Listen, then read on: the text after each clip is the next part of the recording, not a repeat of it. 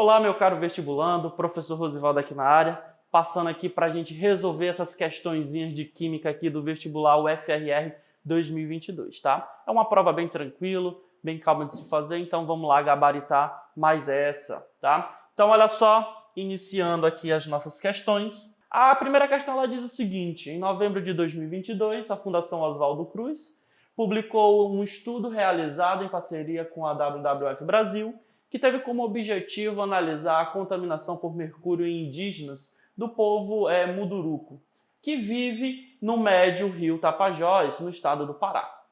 Dentre os voluntários testados, todos apresentaram alguns níveis de contaminação pelo metal pesado e 60% apresentaram níveis acima do limite máximo estabelecido por agências de saúde, indicando os impactos das atividades de garimpo com uso discriminado de mercúrio. O mercúrio, como contaminante, pode ser encontrado na atmosfera, no solo e na água. No garimpo, ele é utilizado em sua forma metálica, que se mistura com o ouro formando um amálgama que permite separar o ouro de sedimentos do rio. Porém, na natureza, ele pode ser oxidado formando seu cátion monovalente ou divalente, sendo o divalente a forma mais estável. Dentre as alternativas a seguir, marque aquela que corresponde, respectivamente, às distribuições eletrônicas do ouro em sua forma elementar e do mercúrio em sua forma catiônica mais estável. E aí nós temos 5 alternativas de distribuições eletrônicas. Então veja bem, nós vimos a questão, tem todo esse enunciado, trazendo essas informações sobre esses elementos, mas bem aqui no final ele vai te dar uma dica bem preciosa, tá? Sobre o mercúrio, que ele diz o seguinte: o mercúrio ele pode ser encontrado na sua forma monovalente ou divalente. Aí vem a dica. A forma divalente é a forma mais estável, tá? E aí, a questão está pedindo o quê? Justamente essa forma mais estável, tá? Então, nós vamos fazer a distribuição eletrônica para o mercúrio divalente, e aí ele fala que ele quer a distribuição eletrônica do ouro na sua forma elementar. Forma elementar é aquela forma que não perdeu elétrons, tá? Então vamos lá resolver essa questão. Vou abrir aqui a tela para a gente responder. Então olha só, nós iremos trabalhar com quem? Nós iremos trabalhar com o ouro, que ele tem número atômico 79, e nós iremos trabalhar com o mercúrio, que ele tem número atômico 80. Professor, onde é que estão essas informações? Essas informações estão todas na tabela periódica que será fornecido aí para você durante a prova, tá? Então, olha só, nós precisamos fazer a distribuição eletrônica desses elementos. Lembrando que mercúrio ele tem que ser na sua forma catiônica. Catiônica divalente, ou seja, no seu estado 2+. Então, ele não vai ter 80 elétrons, Ele vai ter aqui 78 elétrons, porque 78 com esses dois que perderam vai dar 80. Só que olha o seguinte, nós iremos fazer a distribuição eletrônica para esse elemento, tá? Na sua forma elementar primeiro.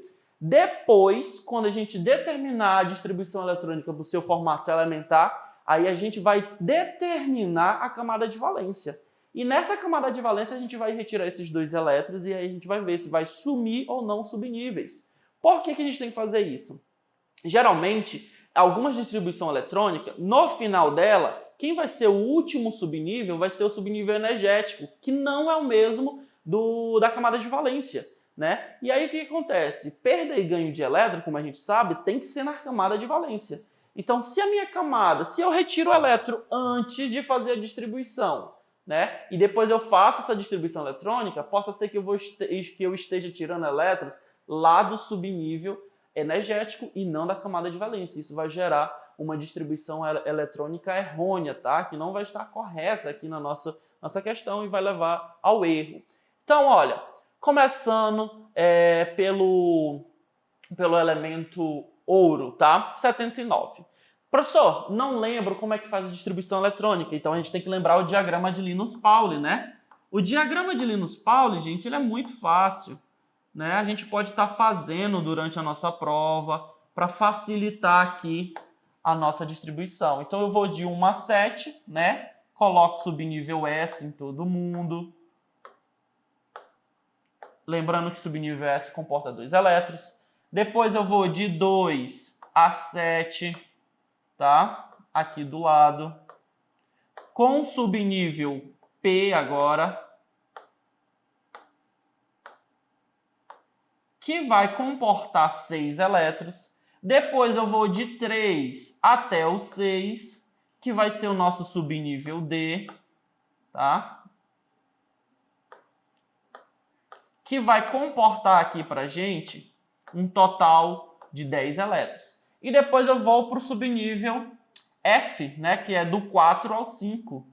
São os subníveis mais energéticos aqui da nossa distribuição, que ele vai comportar aqui 14 elétrons, tá? Então, olha, seguindo o diagrama de Linus-Pauling, a gente vai passar pelo S, depois nós vamos passar pelo 2S, 2P seguido do 3S, 3P seguido do 4S, 3D seguido do 4P e 5S, né? 4D, 5P e 6S, 4F, 5D, 6P e 7S, e por fim a gente tem o 5F, 3D e 7P. Essa vai ser a direção da nossa distribuição eletrônica, lembra? Então nós vamos observar como a gente vai distribuir esses elétrons aqui dos nossos elementos químicos. Detalhe, a questão ela te mostra a alternativa com a distribuição eletrônica do cerne do gás nobre, né? E no caso eles utilizam quem? O xenônio. Então a gente já consegue pular uma parte da distribuição eletrônica para a gente não ficar fazendo a repetição, tá? Então olha só, para o elemento ouro nós temos o xenônio, tá? E aí a gente vai proceder à distribuição eletrônica a partir do xenônio. O xenônio ele tem número atômico 54. Olhei aqui há pouco na tabela periódica, é 54, tá? E ele está localizado ali no subnível, no nível 5, né? Na camada 5. Então, olha só, se ele está lá no nível 5, o que vai acontecer aqui? Nós já sabemos que a distribuição eletrônica do xenônio tem que terminar, né, no 5S, 5P, né, 5S2, 5P6. Essa é a distribuição final do xenônio, porque ele é um gás nobre. Então, nossa distribuição eletrônica ela vai partir daqui, tá? Então, até o 5S, o 5P6, ele tem 54 elétrons. A partir daí a gente conta até o 79, beleza? Então, olha só.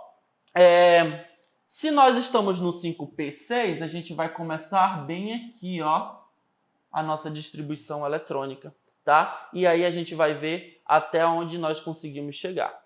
Então, veja bem, de 54 até 79, tá? O quanto é que nós precisamos de elétrons? Nós precisamos de 25 elétrons, né? De 54 para chegar até 79, faltam 25 elétrons. Então, a gente vai fazer a distribuição eletrônica a partir do 5P6 até chegar nesses 25 elétrons. Então, quem é os próximos subníveis? Olha, a gente tem o 6S, nós temos quem? O 4F, né? Terminou o 6F, a gente vem para o 4F, 5D, 6P. Vamos ver quantos elétrons nós vamos ter. S cabe 2, F cabe 14. Né? Lembra que a gente precisa de 25. Então, a gente já tem quanto aqui? Nós já temos 16 elétrons, certo? E aí, ó, 16. O subnível D cabem 10, né? Só que aí a gente não pode ultrapassar esse valor de 10, né? Então, já foram 2, com 14 vai dar 16. Então, fica faltando quanto? 9. Não é? Ficam faltando 9. E aí a gente completa os 25 elétrons que falta para chegar a 79. Então, de 54, tá? Para 79 é 25. E aí a gente tem essa distribuição eletrônica. Eu vou apagar aqui o subnível 6P, que a gente não vai precisar deles. Então, a gente tem essa configuração eletrônica 6S2, 4F14 e 5D9. Em regra, seguindo a tabela periódica, ou seguindo o diagrama de Linus-Pauling, essa seria a distribuição eletrônica para o elemento ouro, que tem número atômico 79. Só que a gente tem que observar um porém. Observa que a gente tem uma condição de subnível D9, subnível S2. Vai cair numa regrinha onde a gente diz o seguinte, exceção da distribuição eletrônica. Toda vez que eu tiver S2, D9, o que vai acontecer? Um elétron ele tem que sair do subnível S, que está completo, para o subnível D, justamente para a gente estabilizar esse subnível D, que ele tem mais energia que o subnível S. Então, o que acontece? Se você observar nas questões, a gente vai ter uma alternativa que tem a distribuição do ouro como sendo 6s2, 4f14, 5d9. Mas essa distribuição eletrônica para esse elemento está incorreta, tá? Porque a gente tem que lembrar da exceção à distribuição eletrônica. Toda vez, mais uma vez, que eu tiver uma distribuição que termine em S2D9, um elétron do subnível S, ele tem que saltar, um salto quântico, né? Ele vai ter que pular de nível para poder completar o subnível D, que o subnível dele é de maior energia, tá? Então ele está muito instável. No momento que esse elétron do S entra no subnível D, ele é estabilizado com 10 elétrons e o subnível de menor energia vai ter uma diminuição energética aí. O subnível S, por mais que ele esteja ficando incompleto, né? O que vai acontecer? Ele vai aumentar a sua energia, porém o aumento dessa energia não é tão significante quanto do subnível D, que ele é bem maior, tá? Então nós vamos escrever o seguinte, no lugar de S2D9, nós vamos escrever S1D10, tá? Essa é a distribuição para o ouro. Então nós vamos apagar esse 2 aqui e vamos botar 1. Vamos apagar esse 9 aqui e vamos colocar 10. Tá? Essa é a primeira distribuição eletrônica. Certo? Agora entrando para o elemento mercúrio. Olha só, o mercúrio é o elemento vizinho ao ouro. Né? O ouro tem 79, o mercúrio tem 80. Então o mercúrio ele tem um elétron a mais do que o elemento ouro. Nossa distribuição eletrônica também vai ser de acordo com o gás nobre, xenônio, que tem número atômico 54, como nós já vimos, né? E o que vai acontecer? Olha só, se o ouro ele termina em 6s2, 4f14, 3d9, né? A gente pode seguir essa mesma distribuição para o mercúrio. 6s2, 4f14, 5d9. Mas lembra, mercúrio tem 80, ele tem um elétron a mais, então não vai ficar D9, vai ficar D10. Tá? Essa vai ser a distribuição eletrônica para o elemento mercúrio no seu formato elementar, ou seja, no formato que ele não perdeu elétron. Só que a gente tem um porém, olha, ele está encontrado na sua forma catiônica. Forma catiônica divalente, perdeu 2 elétrons. Então, o que vai acontecer? A gente precisa eliminar 2 elétrons dessa distribuição. Olha para a distribuição. 4s2, 6s2, 4f14, 5d10. Quem é a minha camada de valência? Camada de valência que tem maior nível, tá? Então, quem tem maior nível, a gente olha por esses números aqui na frente. Olha, 6, 4 e 5. O maior número é o 6, porque ele é a camada 6, é a camada mais externa do átomo, tá? Por mais que ele tenha menor energia.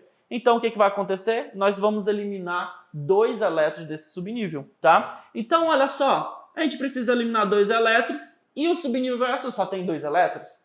Então, no momento que a gente elimina esse elétron, esse subnível ele vai desaparecer. Tá? E aí vai ficar como nível para a gente somente o 4F14, 5D10. Então, no final, resumindo tudo, nós temos o que aqui? Ouro, 79, tá? Sua distribuição eletrônica fica sendo cerne do gás xenônio, com distribuição 6S1, 4F14, 5D10. Só que o que acontece? O elétron do subnível 6 ele foi cedido para o subnível D, né? E aí o que acontece? A energia do 6 ele vai subir. Então nós vamos ter o que aqui? 4F14, 5D10 e o 6 que vai ser de maior energia, ele vai para o final, S1. Tá bom? E aí, ó, finalizamos o ouro, nós vamos para o mercúrio. O mercúrio nós vimos o quê? Mercúrio 2+, né? Ou mais 2. Ele tem número atômico igual a 80 elétrons, só que aí ele perdeu os 80 elétrons, né? Agora, os 80 elétrons não, ele perdeu 2 elétrons, agora ele ficou com 78, tá? Então a distribuição eletrônica fica sendo o xenônio, né? E aí, ó, nós vamos escrever o quê? O subnível S, 6S, desapareceu. Então a gente tem o 4F14, tá? E 5D10, tá? Essas são as distribuições eletrônicas aqui para o nosso elemento. Então, olha, verificando mais uma vez aqui, voltando aqui, né, para a tela inicial, se a gente observar, a nossa resposta alternativa correta seria a letra D, onde a gente tem o que? Olha, para o ouro, 4F14, 5D10 e 6S1, né? E nós tínhamos aqui para o mercúrio, na sua forma catiônica, né? Sendo o xenônio 4F14, 5D10, tá? Essa será a distribuição eletrônica, tá? Para esses dois elementos, né? É bem tranquilo essa questão de distribuição eletrônica, você só tem que se atentar a esses elementos de exceções, tá? Quem são esses elementos de exceções? Olha, nós temos o cobre, nós temos a prata, nós temos o ouro, tá? E tem outros elementos também dentro da tabela periódica. Terminou em S2D9, você já sabe que um elétron do S tem que migrar para o 9, tá? Para o subnível D, para poder a gente ter uma estabilidade aí desse subnível, sendo ele todo completo com seus 10 elétrons. Beleza, gente? Então vamos lá, passar para a próxima questão, tá? Olha só, a segunda questão é sobre reatividade. Uma questão bem simples, né, bem tranquila de se resolver. Um dos principais desafios para a utilização de fontes renováveis de energia em larga escala é o desenvolvimento de baterias que sejam leves e apresentem uma alta densidade de energia. Nesse contexto, estudos envolvendo a utilização de zinco têm apresentado resultados bastante promissores. Em sua forma metálica, o zinco apresenta uma superfície branca, ligeiramente azulada e bastante brilhante. Quando 19,6 gramas de limalha de zinco metálico são adicionados a 500 ml de água, observa-se a formação de uma mistura heterogênica. Porém, quando 19,6 gramas de limalha desse mesmo metal são adicionados em uma solução de ácido clorídrico 6 molar, após alguns minutos observa-se a formação de uma mistura homogênea. Quando essa solução homogênea é submetida a aquecimento para a remoção completa de água e ácido clorídrico, observa-se a formação de 40,9 gramas de um resíduo branco ligeiramente opaco. Com base nessas informações, marque a alternativa correta, tá? E aí, ó, nós temos 5 alternativas e a gente vai ter que averiguar, beleza? Então, o que acontece? Nós vamos ver a reação entre o zinco e o ácido clorídrico. Observa que, na questão, ele fala que com água ele só forma uma mistura heterogênea. Beleza, eles não vão reagir, eles não reagem nem se misturam. Então, fica formando duas fases, nós temos aí uma mistura heterogênea, tá? Só que quando ele entra em contato com o ácido clorídrico, ele vai se dissolver, né? Vai formar no final um sólido branco. Então vamos verificar como é que fica a reação desse zinco com o ácido clorídrico? Olha só, nós temos o zinco metálico e esse zinco ele vai reagir com quem? Com ácido clorídrico, que é o nosso HCl, tá? Então nós temos o metal reagindo com o ácido aqui, tá? De cloro. O que vai acontecer? Olha só, zinco ele é mais reativo do que o hidrogênio. Então o que vai acontecer? Nós vamos ter uma reação aqui de simples troca. o cloro vai trocar o hidrogênio pelo zinco, tá? Então, a gente vai ter o que aqui? A formação do cloreto de zinco mais a formação do hidrogênio. Hidrogênio molecular, né? Que é um gás. Então, ele vai sair, ele vai se desprender da reação. Então, aqui a nossa reação não está balanceada, né? Balanceando, nós precisamos ter aqui, ó, 2 mols de ácido clorídrico para cada 1 mol de zinco, tá? Então, olha só, o zinco metálico vai reagir com 2 mols de ácido clorídrico, formando cloreto de zinco, que é um sólido, né? Porque ele é um sal, então ele é sólido, que vai ter essa característica de cor branca, tá? E aí a gente tem a formação de hidrogênio. Hidrogênio, ele é um gás, então a nossa solução ela vai borbulhar, tá? Então é isso que vai acontecer aqui na nossa reação. E aí, ó, se a gente for julgar as alternativas, o que nós vamos ter aí? A alternativa A, ele diz que o zinco metálico reage com o ácido clorídrico através de uma reação de óxido-redução, formando um sal de fórmula molecular ZnCl, né, e H2. Só que a gente observa que, realmente, nós temos aqui o zinco no seu estado 0 e ele indo para o seu estado 2+. Então, teve uma reação de óxido-redução. Porém, a gente não formou ZnCl, nós formamos ZnCl2. Então, olha só, voltando aqui para a nossa questão, se nós observarmos, a alternativa correta vai ser a letra B, onde ele diz o zinco metálico reage com o ácido clorídrico através de uma reação de óxido-redução. A gente viu a oxidação do zinco, né? Ele saiu de 0 para o seu estado 2+, tá? Formando um sal com fórmula molecular ZnCl2. A gente balanceou, a gente viu que é ZnCl2. E hidrogênio. Tá? Então, a alternativa correta seria a alternativa letra B. Só você fazer aquela reaçãozinha do zinco com o ácido clorídrico e você ia obter os resultados, os valores necessários para resolver essa questão. Tá? Então, ela é bem simples, ela é bem rápida, né? Bem prática.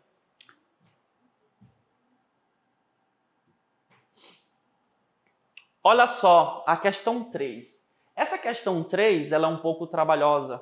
Tá? Essa questão 3, ela fala o seguinte: o ouro pode ser encontrado na natureza associado a diferentes minerais, como carbonato, sulfetos e feldspatos, né? Porém, sua associação mais comum é com o quartzo, um mineral composto basicamente de dióxido de silício. Uma pepita de ouro e quartzo de 93,6 gramas apresenta densidade de 7,8 gramas por centímetro cúbico. Considerando que a densidade do ouro é 19,3 gramas por centímetro cúbico e a densidade do quartzo é de 2,6 gramas por centímetro cúbico, o número de átomos de ouro presente na pepita é, tá? Então, olha só, gente, ele quer fazer a determinação do número de ouro. Ele quer fazer a determinação do número de átomos de ouro dentro da pepita. Beleza? Então, olha só, é isso que nós vamos precisar calcular. Números de átomos de ouro. Só que para eu determinar o número de átomos de ouro dentro da pepita, eu preciso saber a massa de ouro. E a questão, ela está te dando o que aqui, gente? A massa da pepita. Essa pepita aqui é uma mistura de ouro e de quartzo. Então, eu não posso utilizar simplesmente essa massa, tá? Eu tenho que determinar qual é a massa de ouro para posteriormente a gente aplicar a constante de Avogadro. Lembra qual é a constante de Avogadro? Que 1 mol de qualquer coisa, né, de qualquer elemento, equivale a 6,02 vezes 10 a 23 partículas. Nesse caso, 1 mol é equivalente à massa molar, né, do elemento químico. Então, o que vai acontecer, gente? A gente vai fazer relações matemáticas para poder determinar esse número, tá, de massa aí do ouro. Então essa questão ela vai ser um pouquinho trabalhosa, mas a gente vai conseguir resolver. Calma. Então vamos lá. Vou apagar aqui para a gente poder trabalhar. Veja bem. O que ele nos dá? Densidade, né? Ele dá a densidade do quartzo. Eu vou chamar de dP, densidade da nossa pepita, tá? A densidade dessa pepita, ela é equivalente a quanto? 7,8 gramas por centímetro cúbico, tá? Então, olha, quem é densidade? Densidade não é a relação de massa sobre volume? Então, olha só, nós temos a massa da pepita, nós temos a densidade, a gente pode encontrar o volume. Quem é volume aqui, gente? Pega o volume, passa multiplicando, pega a densidade, passa dividindo. Volume vai ser igual a massa sobre a densidade, tá? Fazendo essa relação, nós vamos ter o que aqui? A massa da pepita é 93,6 gramas. A densidade, ela é o quê? 7,8. Certo? Fazendo aqui essa divisão, esse quociente, a gente vai encontrar um volume igual a 12. Tá? Então, olha só, eu vou anotar bem aqui no canto. A densidade da pepita vai ser igual a 7,8. A massa da pepita vai ser igual a 93,6. E o volume vai ficar sendo igual a 12, tá? Nesse caso aqui, 12 centímetros cúbicos, ou ml, né? É a mesma conversão. Beleza? Então ali já tem uns dados que a gente vai precisar. Vou apagar esses aqui para a gente poder usar mais aí o nosso quadro. Olha só, o que acontece? Nós temos densidade, massa e volume da pepita. Agora a gente precisa encontrar o do ouro, tá? E esse é o problema, porque as informações do ouro e do quartzo só são a densidade, tá? E aí o que acontece? A gente sabe o quê?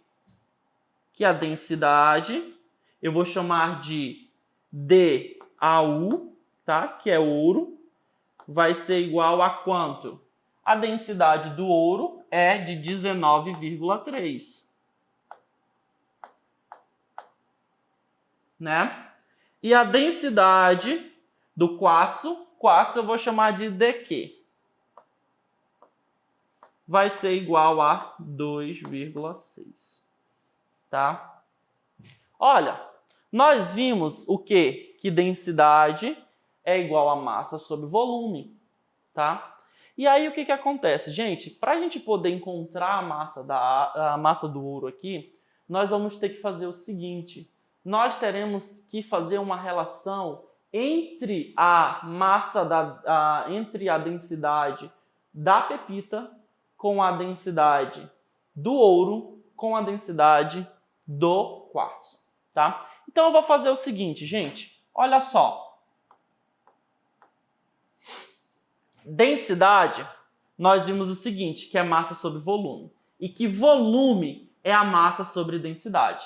Olha, eu preciso encontrar massa, porque a densidade eu já tenho, volume eu não tenho. Mas eu posso dizer o seguinte, concorda que volume da pepita, ela é igual ao quê? O volume do ouro mais o volume do quartzo, né? Porque o volume total é a soma dos volumes, tá? Então, olha só, na relação de volume, eu consigo ter uma relação entre a massa, que é o que eu quero encontrar, e a densidade, que é a informação que ele dá, a questão já está te dando, tá? Então, a gente vai fazer uma relação entre volumes, tanto do ouro quanto do nosso quartzo.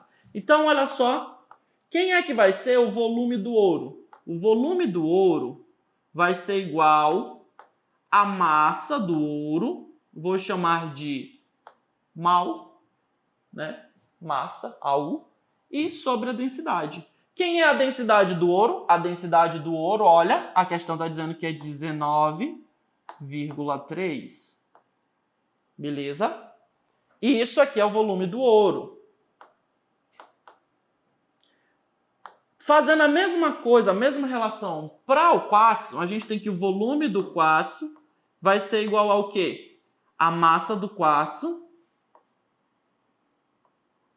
vou chamar de MQ, sobre a densidade do quartzo. Quem é a densidade do quartzo, gente? 2,6. Correto? Só que olha só, olha. Veja bem, se eu tenho a massa da nossa pepita. O que é a massa da pepita? A massa da pepita, MP, não é a massa do ouro mais a massa do quartzo? Não é correto? Então, se eu quero determinar a massa do quartzo, o que eu tenho? Olha, passando a massa do ouro para lá, eu posso afirmar que a massa do quartzo é igual ao quê? A massa da pepita menos a massa do ouro, né? Porque eu tenho essa relação, eu tenho a massa da pepita, né, que é 93,6. Correto? Então, olha só, substituindo aqui, nós podemos dizer que o volume do nosso quartzo vai ser igual a quanto? A massa da pepita, da massa do quartzo. Quem é a massa do quartzo? É a massa da pepita menos a massa do ouro. Correto? Isso tudo será dividido pela densidade, que é 2,6. Olha só, gente, o que nós acabamos de descobrir? Que o volume do ouro é a massa do ouro sobre a densidade dele, que é 19,3. O volume do quartzo é quem? É a massa da pepita, que a gente já sabe que é 93,6, menos a massa do ouro, dividido pela densidade dele, que é 2,6. E que o volume da pepita é a soma do volume do ouro mais o volume do quartzo. E a gente sabe quem é o volume da pepita, né, que a gente calculou e encontrou no início, que é 12. Então, observa que a única variável que nós vamos ter aqui é a massa do ouro, tá? Porque a massa da pepita a gente já sabe, o volume da pepita a gente já sabe. Então, a gente só vai ter a variável massa do ouro e a gente consegue isolar para a gente poder obter esse valor, tá? Então, olha só. Vou utilizar esses dados, mas eu vou precisar apagar alguns outros, tá? Eu vou deixar só o que a gente precisa, que é o volume do ouro, o volume do quartzo e aquelas informações ali de cima, porque agora eu vou precisar de mais espaço. Beleza? Então eu vou apagar aqui, vou deixar aqui nesse canto, tá? As informações que eu preciso. Volume do ouro, que nós acabamos de definir como sendo a massa do ouro sobre 19,3 e vou deixar aqui também o volume do quartzo, que é igual a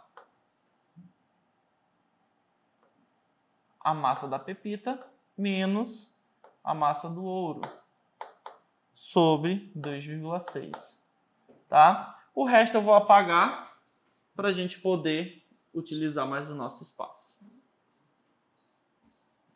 Então, veja bem. Nós vimos que o volume da pepita é igual ao volume do ouro mais o volume do quartzo. Correto? Então, vamos fazer as nossas substituições, né? Quem é o volume da pepita? Olha, o volume da pepita é 12. Então, nós vamos ter aqui 12 sendo igual, tá? Quem é o volume do ouro? O volume do ouro é a massa do ouro sobre 19,3. Então, olha só, eu tenho a massa do ouro sobre 19,3. Tá? Mais o volume do quartzo? Quem é o volume do quartzo? Olha, é a massa da pepita. Quanto é que vale a massa da pepita? 93,6. Menos a massa do ouro, que é o que eu vou descobrir também. Sobre o quê? Sobre a densidade do quartzo, que é 2,6. Então, nós caímos nessa expressão, tá? Nessa equação matemática.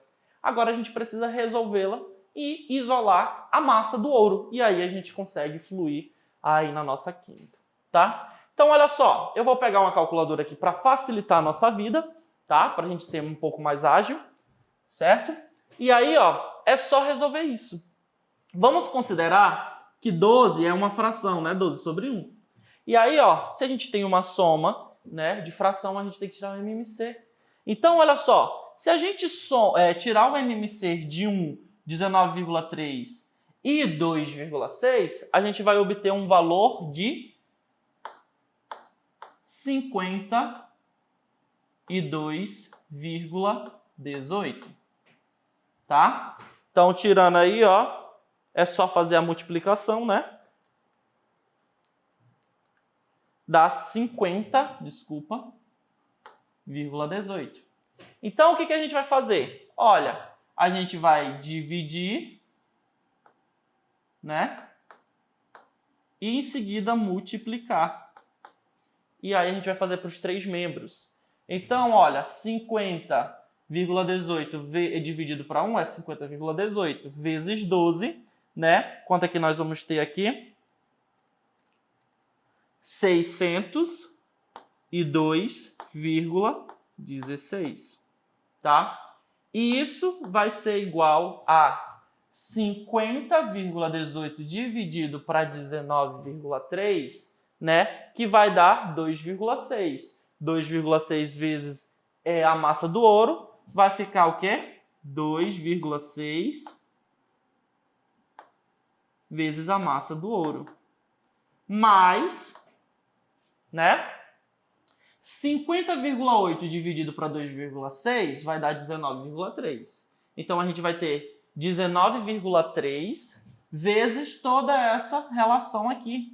Então, a gente vai ter 19,3 vezes, abre parênteses, essa expressão, 93,6 menos, vou apagar isso aqui,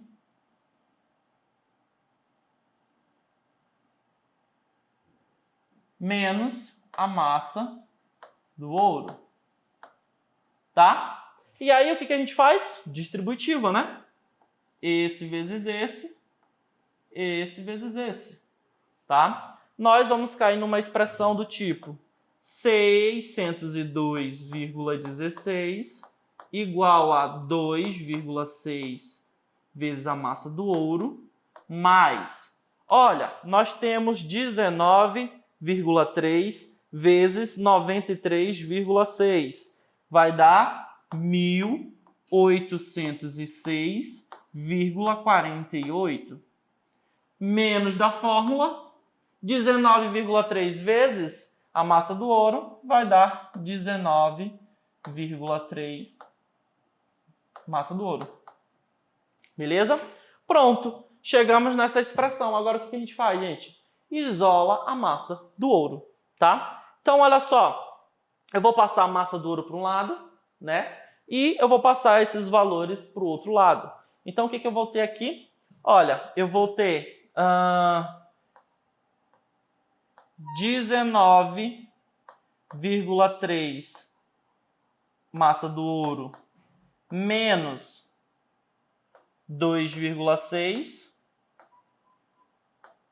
massa do ouro, sendo igual a 1.806,48 menos 602,16. Tá? Vezes esse valor.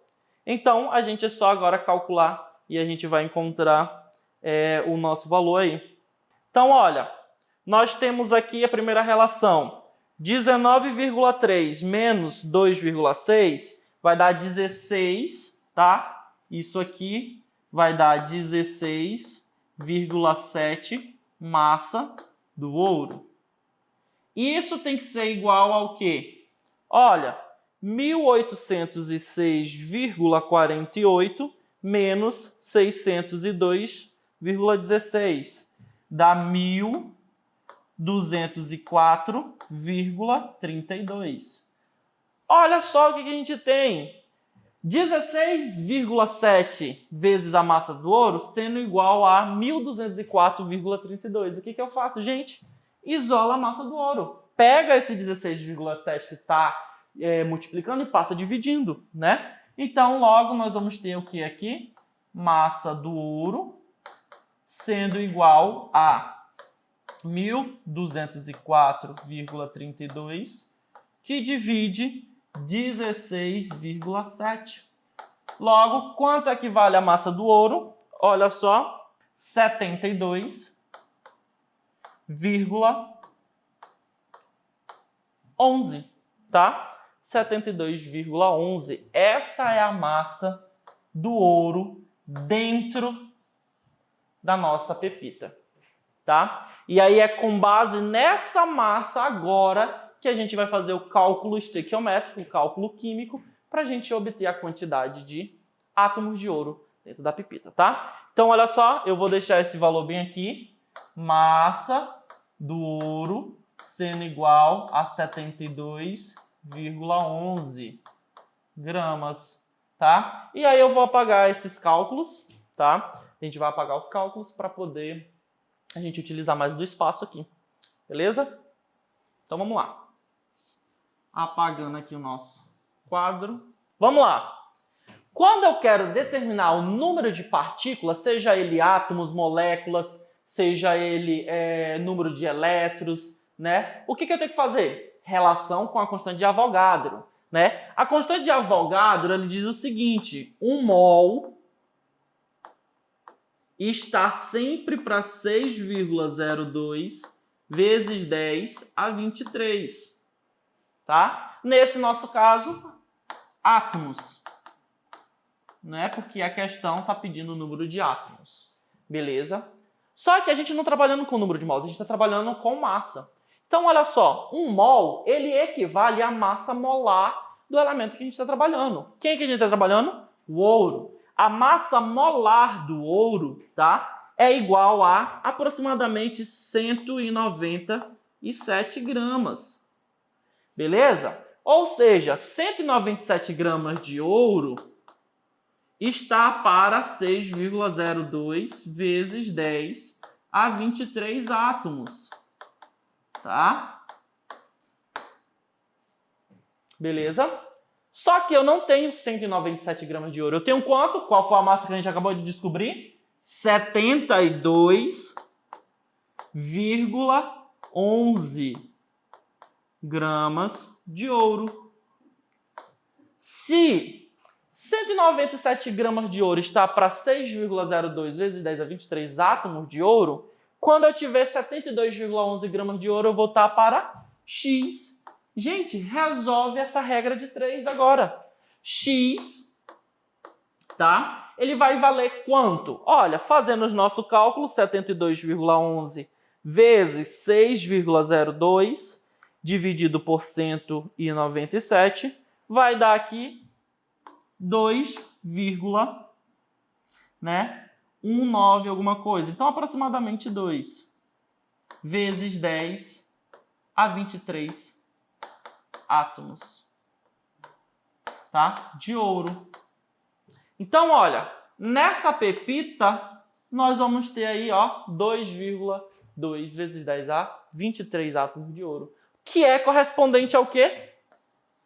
A letra E, tá? Que é, aqui arredondado, né? Ele botou 2 vezes 10 a 23 átomos de ouro, tá? Então, a gente conseguiu resolver aí essa questão e chegamos na alternativa D, tá? Se a gente observar, ó, a alternativa correta é a letra E. Professor, existe uma outra forma de calcular sem fazer todas essas expressões matemáticas aí? Sim, a gente consegue fazer uma dedução, tá? Mas nem sempre essa dedução ela vai cair bem para todas as questões, não é algo genérico. Para essa questão vai dar certo. Sabe por quê? Veja bem, olha só. Nós vimos o quê? Que um mol está para 6,02 vezes 10 a 23 átomos, correto? E aí o que acontece? A gente viu que um mol de ouro, ele é equivalente a 197 gramas, né? Um mol de ouro. E isso ele tem que estar para 6,02 vezes 10 a 23 átomos, correto? Se vocês olharem as nossas alternativas aqui, nós temos vários valores de quantidade de átomos, né? Então, olha só, se eu tenho 197 gramas, eu tenho que ter 6,02 vezes 10 a 23 átomos. Observa que a massa molar do ouro, ele é bem inferior à massa da pepita. Bem superior, na verdade, né? Ele é bem superior à massa da pepita, é quase 100 gramas, é mais de 100 gramas, né? Aí a massa da pepita. Então, o que eu sei? Se a massa da pepita, ela é menor que a massa molar, então essa massa de ouro aqui presente na pepita, ela tem que ser inferior a 6,02 vezes 10 a 23 átomos, tá? Então, olha, a gente consegue observar o quê? Que a alternativa A já não pode ser, a alternativa C também não pode ser, a alternativa D também não pode ser, e para ser a alternativa B, né, eu tinha que ter 197 gramas de ouro. Também não pode ser, porque a massa da pepita ela é inferior à massa molar do ouro. E aí ó, a pepita, além de ter essa massa de 93,6, é ouro mais quartzo. Então a gente sabe que a B também não poderia ser. Logo, restaria somente a alternativa E. Tá? Então, para essa questão, a gente conseguia resolver todo aquele passo a passo que nós fizemos só observando a questão. Observando essa relação aqui de Avogadro. Tá? Então, como a nossa massa ela tem que ser inferior à massa molar, então o número de partículas também tem que ser inferior. Logo, a alternativa correta tem que ser a letra E. Beleza, gente? Tranquilos? Olha só, a quarta questão, ela fala de cinética, tá? Cinética química, lei da velocidade. Olha, dois compostos A e B podem reagir levando à formação de C. Quando dobramos a concentração de A, a velocidade da reação aumenta 4 vezes. Quando dobramos a concentração de A e B, tá? Ao mesmo tempo, a velocidade da reação aumenta 8 vezes. Com base nessas informações, podemos afirmar que... Olha só, ele quer saber, tá? Com relação às ordens da reação, da velocidade. Então, olha, eu tenho aqui eu tenho A reagindo com B, formando um composto C. É isso? É essa a reação que ele está te dizendo.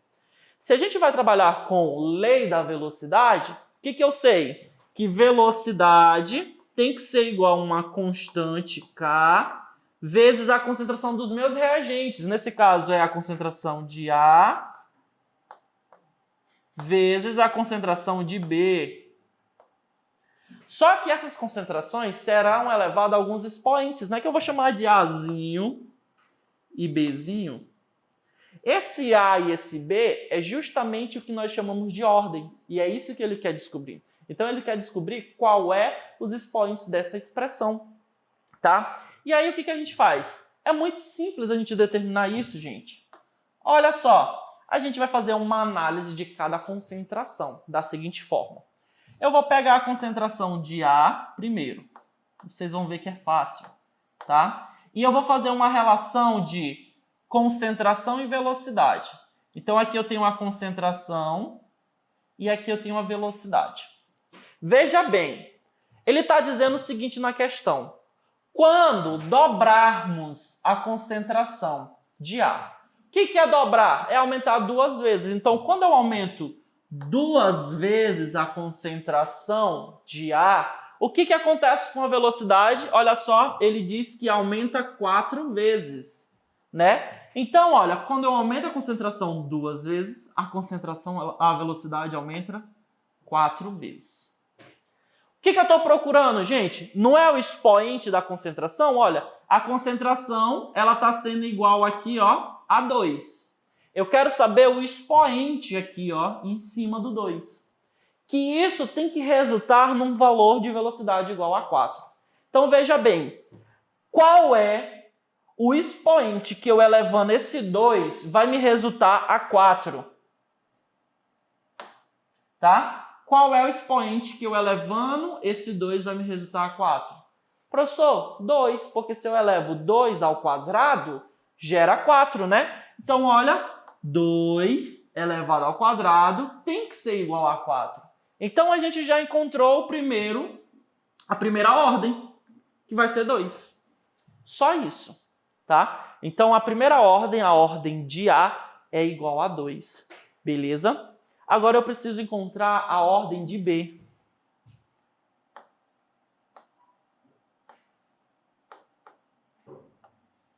Tá? Eu preciso encontrar a ordem de B. E aí o que acontece? A gente tem um problema. A gente só consegue determinar essa ordem dessa forma que eu expliquei para vocês se a gente for observar a variação da concentração e da velocidade de forma isolada. Aqui na questão ele diz o seguinte: quando dobrarmos a concentração de A e B ao mesmo tempo, a velocidade da reação aumenta 8 vezes. O que isso está implicando, gente? Olha só, eu não vou estar mexendo somente na concentração de B, eu estou mexendo na concentração de A também. E no momento que eu mexo na concentração de A e de B, as duas concentrações vão influenciar aí dentro dessa velocidade. Então eu tenho que tomar cuidado, porque eu não posso simplesmente dizer que a concentração de B aumenta 2 vezes e ela vai gerar uma velocidade igual a 8, tá? Só que a gente consegue fazer uma expressão que pode nos ajudar. Por exemplo, nós vimos que velocidade é igual ao quê? Uma constante K vezes a concentração de A vezes a concentração de B. Correto? Se a gente tratar essa velocidade como sendo o produto dessas velocidades, o que a gente tem? Olha, a velocidade geral, né, quando eu aumento a concentração de A e de B, vai ser 8 vezes. Então, olha, a gente vai ter uma velocidade de 8. Beleza? Isso tem que ser igual à velocidade de A. Nós já calculamos a velocidade de A. Qual é a velocidade de A aqui, gente? Olha, 4, a gente já determinou, né? Velocidade de A, quando eu aumento a concentração 2 vezes, ela vai para 4. Então, a velocidade de A é igual a 4. Vezes quem? A velocidade de B. Pronto, isola a velocidade da concentração de B aí. Olha, se eu pegar esse 4 e passar dividindo, eu tenho que a velocidade de B vai ser igual a 8 sobre 4, que vai dar 2. Tá? Então, essa velocidade vai dar 2. Encontramos a velocidade isolada de B, certo? Eu não estou vendo a velocidade quando a gente está variando A e B, somente B.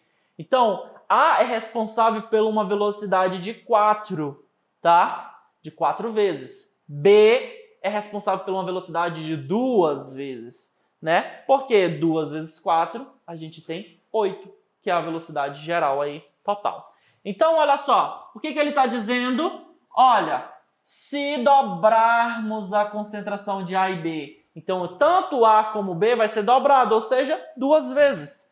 Eu tenho 2 vezes a concentração de B. Aí agora a gente pode fazer aquela regrinha que nós fizemos. Se eu pegar a concentração de A, de B, e elevar o número, ele tem que ser igual à velocidade 2. Qual é esse expoente? Qual expoente eu elevando a concentração 2 de B vai me resultar numa velocidade 2? Professor, 1. Porque 2 elevado a 1 é o próprio 2. Então, olha, acabei de encontrar a ordem de B. Então, para essa reação, quem é Azinho? Nós descobrimos que é 2. E quem é o Bzinho? Nós acabamos de descobrir que é 1. Não precisa aparecer, né? Então, olha, a lei da velocidade para essa reação é o quê? Velocidade igual a uma constante vezes a concentração de A ao quadrado vezes a concentração de B.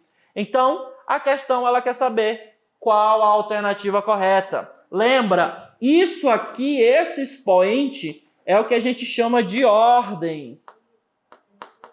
tá? Então, A, ele vai ser de segunda ordem, né? Porque a gente tem um quadrado aqui, um 2. E B vai ser de que ordem, gente? Olha, não está aparecendo nada, é 1. Então, ele vai ser de primeira ordem. Beleza? Resolvida a nossa questão. Analisando as nossas alternativas, nós vamos ver o seguinte, que a alternativa correta seria a letra C. A velocidade da reação é de segunda ordem em relação a A e de primeira ordem em relação a B. Resolvido um problema aqui, tá? Então, olha só. Alternativa correta, letra C.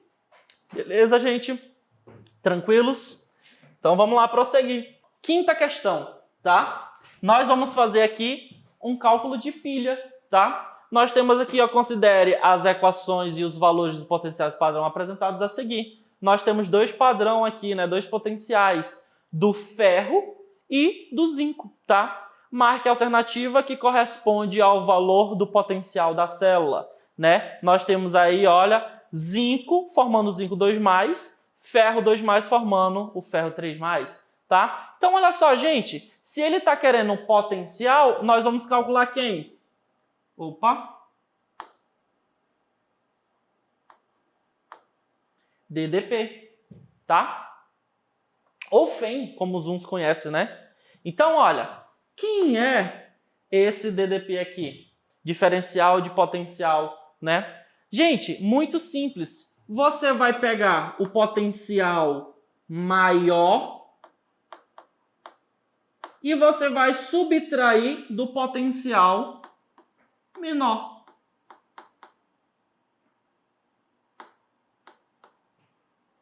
Ok? Então, olha só. Quem é o potencial maior? Ó, maior é 0,77. Positivo, né? Quem é o menor? Menos 0,76. Então, olha, o nosso DDP vai ser quanto aqui, gente? Nós vamos pegar mais 0,77 menos, né? Menos da fórmula, menos 0,76, que é o menor potencial, tá? Então, olha, menos com menos dá mais, então nosso DDP vai ser igual ao quê? 0,77 mais 0,76. Beleza? Então, somando aqui, o que a gente tem?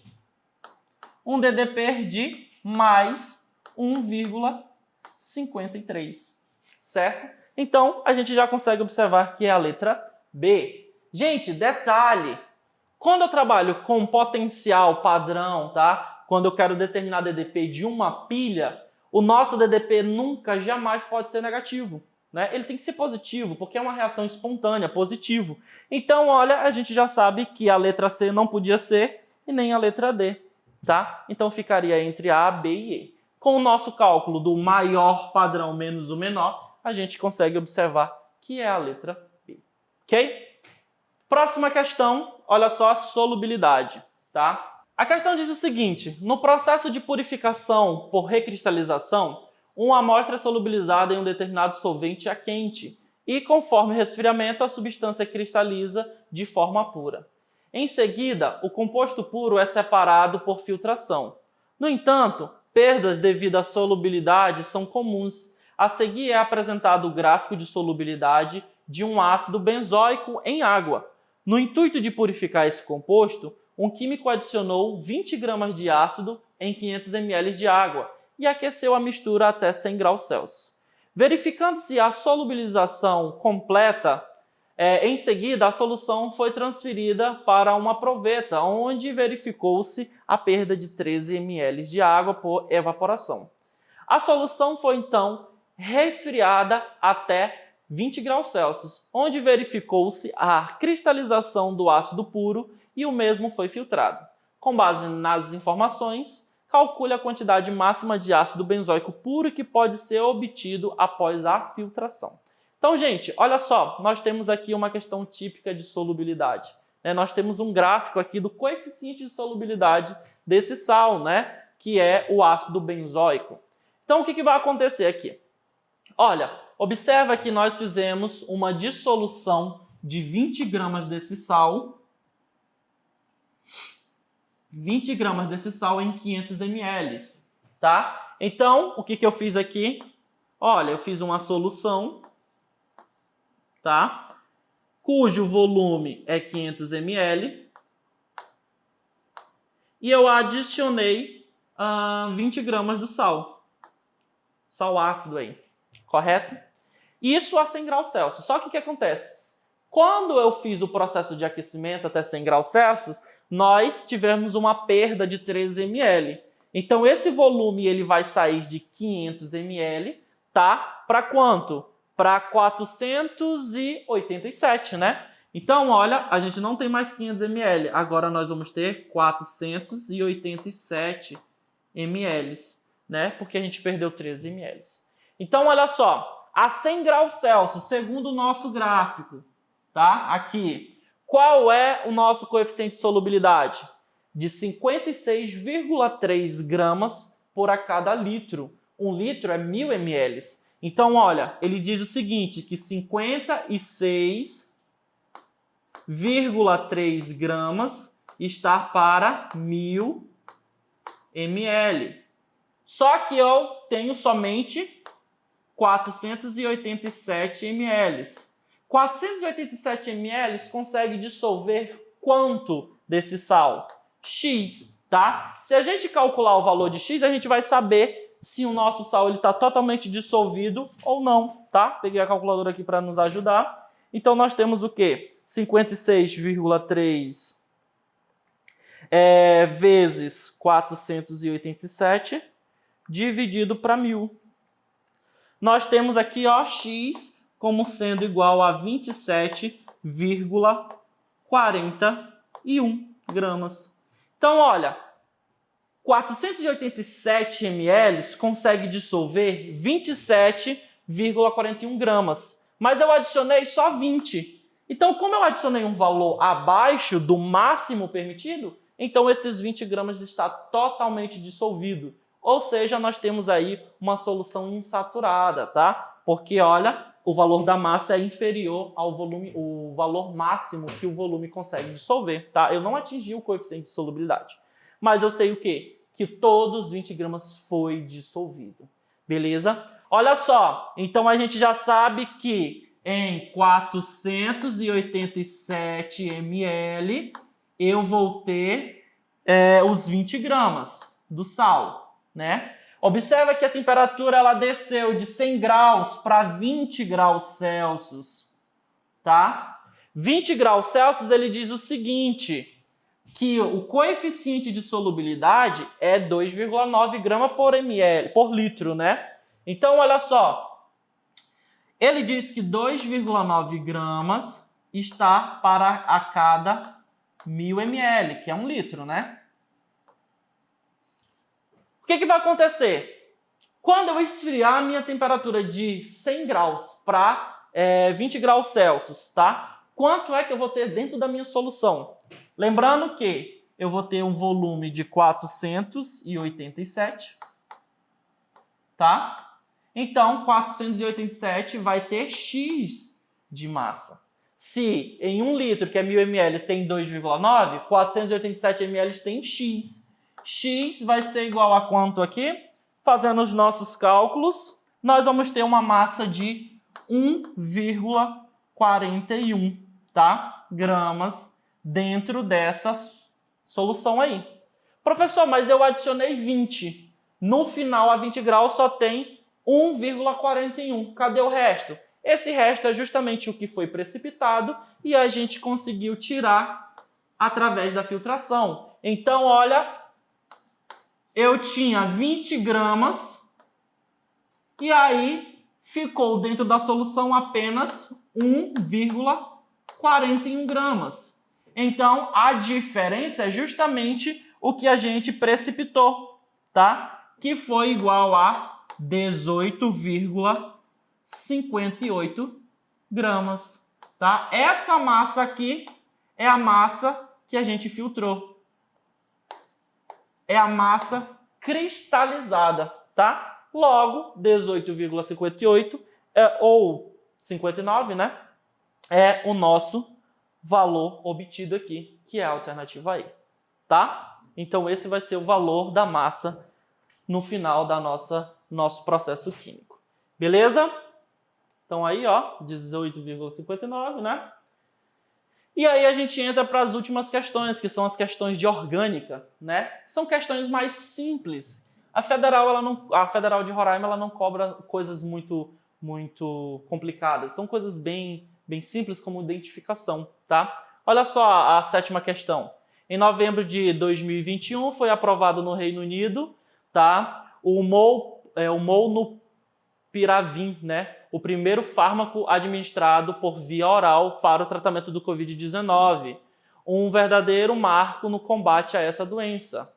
O Molnupiravir corresponde a um dos isômeros da molécula cuja fórmula estrutural é apresentada a seguir. Nós temos essa molécula, tá? Com base nessas informações, considere as afirmativas a seguir e marque a alternativa correta. Primeira afirmativa, ele diz o seguinte: o composto apresenta as funções químicas éster, éter e amina. Então a gente precisa identificar. Olha só, éster, nós temos a função éster bem aqui, tá? Função éter, nós temos a função éter bem aqui. E função amina, olha, nós temos nitrogênio de amida, porque eles estão ligados à carbonila, e nós temos esse nitrogênio.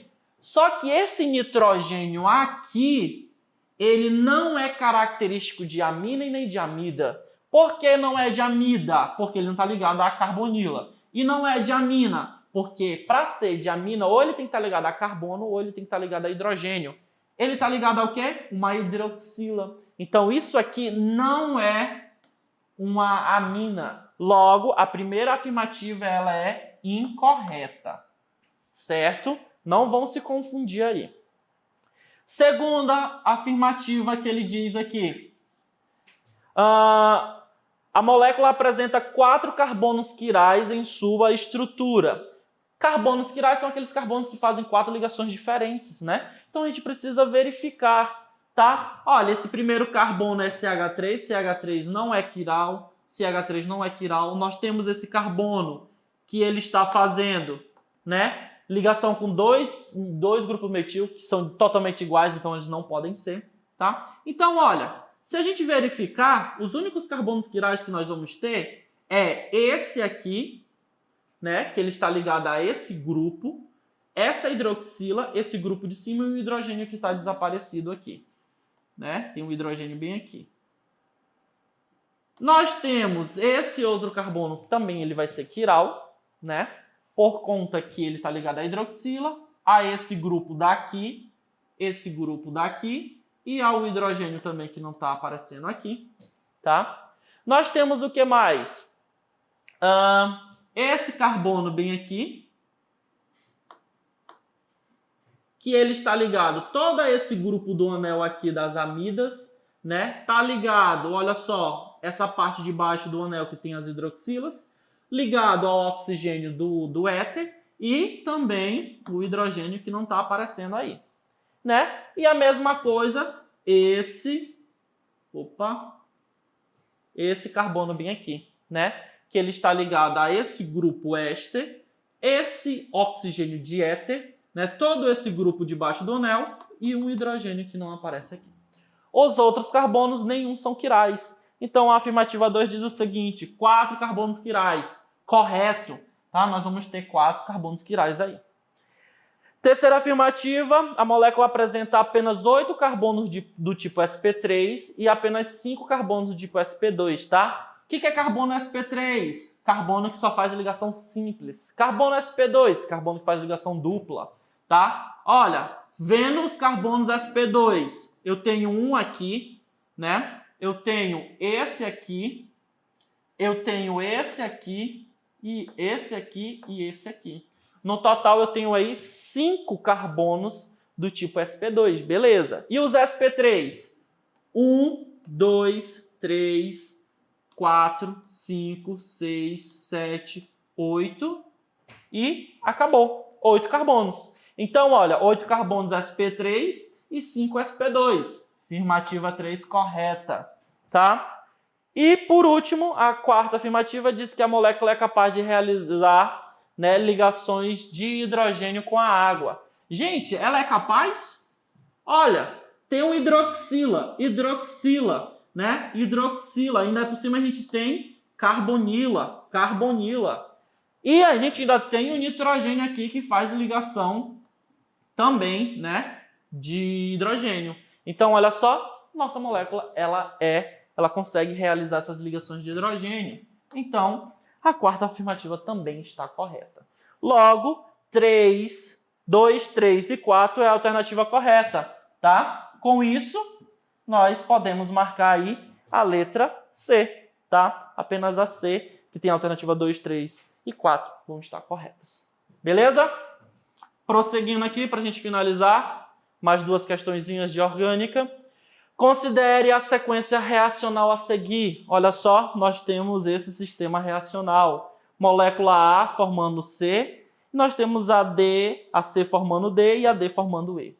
A partir dela são feitas as seguintes afirmativas. Primeira afirmativa, A e C são tautômeros. Olha só, fazendo uma relação entre a molécula A e a molécula C. São tautômeros? Olha, eu tenho uma função cetona e estou virando um enol, né? Porque, olha, não tenho uma hidroxila de álcool, eu tenho uma hidroxila de enol, porque aqui a hidroxila está ligada a um carbono sp2, tá? Então, observa que eles vão ter a mesma fórmula molecular, tá? Nós vamos ter aqui, ó, 6 carbonos, um oxigênio, né? E nós vamos ter aí 1, 2, 3, 4, 5 hidrogênios, tá? O que está modificando aí nas nossas moléculas? Saindo da função cetona para a função enol em equilíbrio, tá? Então, nós temos sim A e C formando aí o tautomerismo, tá? Então, A e C são isômeros de tautômeros, beleza? 2. A e E são isômeros de cadeia, sendo que A tem cadeia saturada e E cadeia insaturada. Olha só, nós vamos fazer uma análise entre A e E. Observa que, aparentemente, essas moléculas são similares. A diferença é que tem uma insaturação aí, né? Só que o que acontece? Nós não podemos ter uma isomeria, porque a fórmula molecular de A vai ser diferente da fórmula molecular de E, tá? Aqui na A, nós vamos ter C6, né? H5, 1, 2, 3, 4, 5, O. Quando a gente vai olhar na E, nós vamos ter o C6, tá? Nós vamos ter 1, 2, 3, 4, 5. Na verdade, quem tem aqui não vai ter 5, né? Aqui tem 1, 2, 3, 4, 5, 6, 7, 8, 9, 10.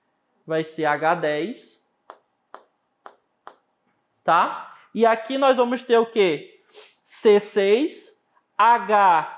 Olha, cada carbono de dupla faz uma ligação com hidrogênio. 1, 2, 3, 4, 5, 6, 7, 8. Nós vamos ter H8, O.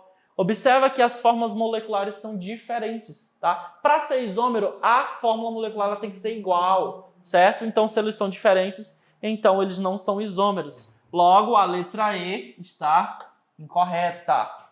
A afirmativa 2, tá? Afirmativa 3. C e E são isômeros de posição.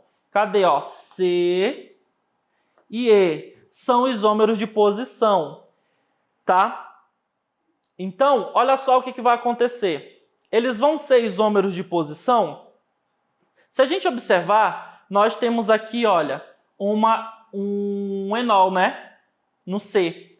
E aqui nós vamos ter o quê? Nós vamos ter aqui uma cetona, tá? Então, a gente não tem aqui um isômero de posição, né? Nós vamos ter um isômero de tipo função, são funções diferentes, beleza? E por último, nós temos o que aqui? 4. a reação D e E podem ser classificadas como uma reação de eliminação. Observa que em D eu tenho uma cadeia saturada com um halogênio. No nosso composto E, o nosso halogênio desapareceu. E para ele desaparecer, formou uma dupla ligação. Tá? Então, reação de eliminação, nós vamos ter o quê? Eliminação de um elemento, né, geralmente um halogênio, e a produção de uma ligação π. Então, a nossa afirmativa 4 está correta. Nós temos aí uma reação de eliminação entre os elementos. Com isso, nós temos qual alternativa? Olha só, 1 e 4. Tá? Com isso, nós temos aí a letra B como sendo a alternativa correta. Certo? E por último, só para finalizar, também uma reação, tá? Uma análise de uma molécula, né? Que diz assim, ó, o canibidiol, um dos terpenos extraídos do cannabis, tem sido amplamente estudado nos últimos anos, apresentando um enorme potencial para o combate a diferentes distúrbios, como a esquizofrenia, epilepsia e ansiedade. No que diz respeito a essa substância, considere as afirmativas a seguir. Nós temos a nossa molécula e aí ele te dá 3 afirmativas, tá? 4 afirmativas aqui, ó. Ele diz o seguinte, que a molécula vai apresentar atividade óptica. Lembra? Para apresentar atividade óptica, eu preciso de um carbono quiral. Carbono quiral é que apresenta 4 ligações diferentes. Então, olha só. Se a gente observar, a gente de cara consegue encontrar um carbono quiral bem aqui, ó, que é o carbono com asterisco. Ele está ligado a todo esse grupo do fenol, né? Esse hidrogênio, o nosso anel aqui, tá? Essa parte superior do anel e a parte inferior do anel. Tem um carbono quiral? Eu tenho atividade óptica. Olha só outro carbono quiral bem aqui, tá? Então, nós vamos ter atividade óptica. Certo? O primeiro está correto. Tem fórmula molecular C21H30O2. Se a gente for contar todos os carbonos, tá? Nós vamos observar que sim, que nós vamos ter 21 carbonos aí na nossa estrutura molecular, tá? Aonde eu estou marcando aqui, ó. Certo? Então, nós vamos ter, sim, 21 carbonos. Se você for contar os hidrogênios, nós vamos observar que também nós teremos, tá? Nós teremos aí 30 hidrogênios. Tá? E aí, ó, por último, o oxigênio. Eu tenho um oxigênio aqui embaixo, um oxigênio aqui em cima. Então, nós temos 2 oxigênios. Tá? Então, a 2 também. Afirmativa 2 também está correta. Olha só. Afirmativa 3. Apresenta em sua estrutura um anel aromático. Tá? Então, olha só. Observa a nossa estrutura. Nós temos um fenol. Fenol é um anel aromático. Tá? Então, a 3 também está correta. Por último, nós temos o seguinte, apresenta a função química álcool. Gente, olha só, eu tenho hidroxila aqui e eu tenho hidroxila aqui. Só que essa hidroxila, ela não é hidroxila de álcool, tá? Elas são hidroxila de quê? De fenol, porque ele está ligado ao anel aromático. Então, dentro da minha estrutura, eu não tenho álcool, tá? Eu só vou ter fenol. Tá? Que são coisas totalmente diferentes. Lembra, para ser álcool, a hidroxila tem que ligar a um carbono sp3, só faz ligação simples. Fenol, olha, só tem ligação dupla. Então, não pode ser aí, tá, a função classificada como sendo álcool. Com isso, o que nós vamos ter aqui? A letra C. A1, A2 e A3 vão estar correta. Somente a afirmativa 4, que não está correta. Beleza, gente? Gente, é isso. Essa foi a prova, tá? Da Universidade Federal de Roraima. Espero ter ajudado você aí com o seu estudo, tá? E é isso. Obrigado pela participação. Tchau, tchau.